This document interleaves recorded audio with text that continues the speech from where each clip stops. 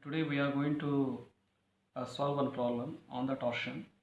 So the previous problem what we solved, it is on the solid shaft, but in this problem we are having a hollow shaft, and the problem description is like this. So we are having a hollow shaft of the length 2 meter, and then there will be a torque which is acting at a distance of 0.5 meter from this side, left side, and 1.5 meter from the right side. And then we are having the outer diameter of the shaft as 80 mm and then inner diameter as 63.8 mm. And here the G is given as 8 into 10 raised to 4 MPa. So in this case we are going to take the two elements at this point. At this point we are placing a node, and where the torque is acting at this point we are placing another node, and where it is fixed at this point we are placing a node. Totally we have one element and second element, and I will numbering as 1, 2 and 3. Along with that, this element 1, it is having a length of 0.5 meter, and then where this element 2 is having a length of 1.5 meter. So I will write this field variable theta 1, theta 2, theta 3, and then torque for each of the node, that is T1, T2 and T3. So first of all we want to find out what will be the polar moment of inertia. So here for both the element we have same polar moment of inertia, that is J1 is equal to J2. Here it is because of hollow, the equation, the formula will be somewhat different. That is, here you have to write down as d naught raised to 4 minus di raised to 4. D naught, it is 80 mm, and then here di is equal to 63.8 mm.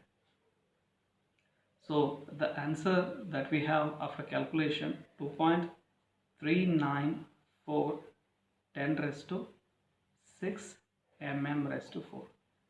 For the hollow, there is a change in the formula of the polar moment of inertia. It is pi by 32 in the bracket doing d naught raised to 4 minus di raised to 4. Next we will write the torque. Here it is T1, T2, T3 for each of the node. So here the T1, the node 1 is fixed, there is no torque is acting. I will write that value as 0. T2 here we are having, that is 12, and I am going to convert that kilonewton meter into Newton mm, 10 raised to 6. The third T3 is 0, there is no torque is acting. Same manner we have the vector of angle of twist. So I will write once again theta 1, theta 2 and theta 3. The next step is stiffness matrix.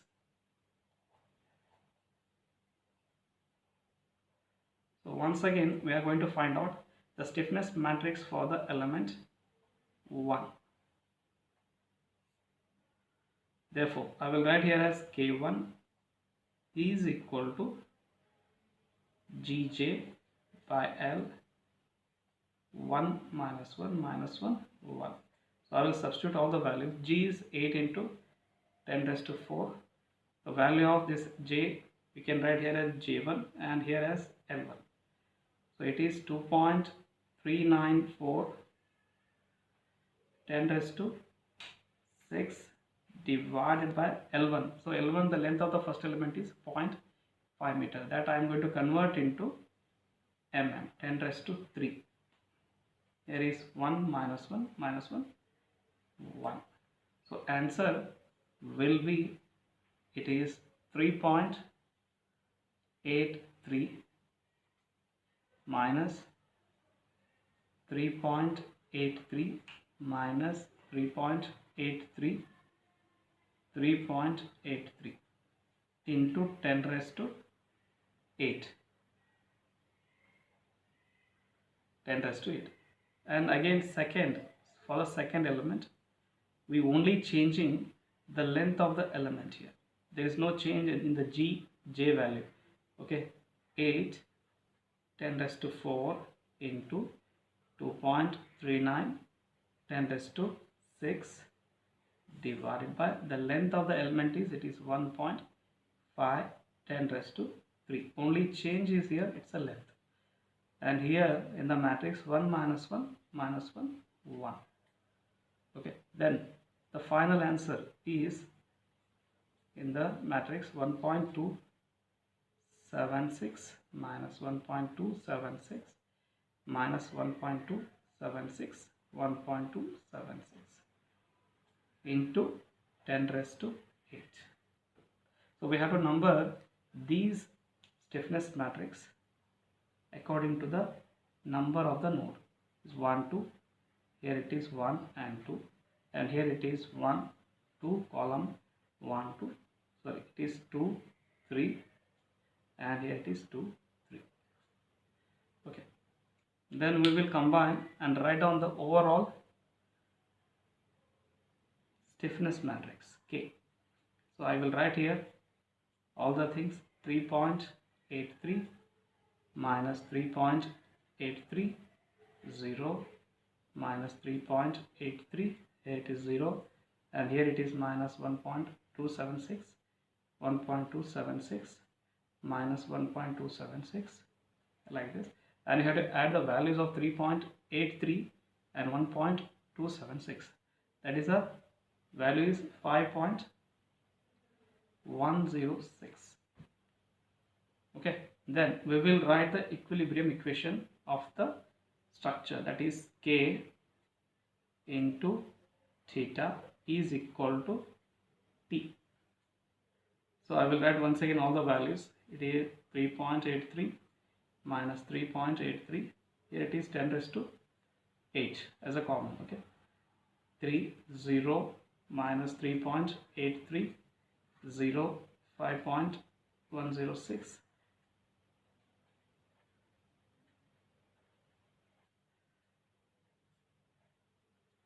into theta 1 theta 2 theta 3 is equal to 0. The value is 12 into 10 raised to 6 0. So using the elimination method, the node 1 is fixed, node 3 is fixed. We will eliminate the first row, first column, and then node 3 is fixed. We will eliminate the third row and third column. So I will write the equation as 5.106.